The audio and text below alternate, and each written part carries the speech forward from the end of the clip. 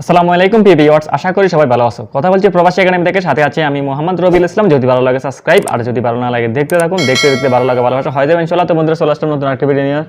তো বন্ধুরা আজকে ভিডিও টপিকটা তোমরা ভিডিও টাইটেল এবং থাম্বনেল দেখে বুঝতে পারছো। আজকে গুরুত্বপূর্ণ একটা ভিডিও, সেটা হচ্ছে কি আজকে আমরা 20 থেকে 30 পর্যন্ত আরবিতে শিখবো।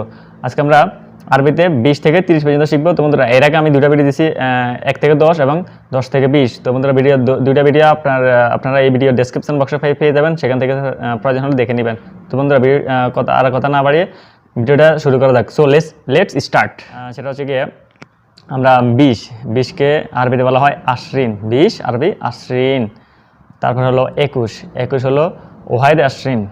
ওয়াহিদ আশরিন মানে 21।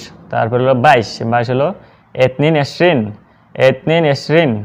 ওকে, যদি তোমরা কোনো সমস্যা হয় তাহলে আমাকে কমেন্ট বক্সে জানাতে পারো, সমস্যা নেই। তারপর শিখবো 23 মানে হলো তালাতা আশরিন মানে 23। তারপর হলো আরবা আশরিন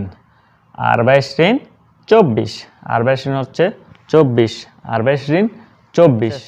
25 মানে খামসা আশরিন। তারপর আমরা শিখবো 26 চিত্তা আশরিন। 26কে আরবিতে বলা হয় চিত্তা আশরিন। তারপর হলো 27 সাবাইশরিন আরবি সাবাইশরিন।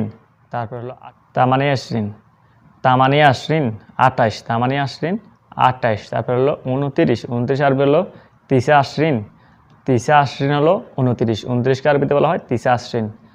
তারপর 30 হলো তালাতিন মানে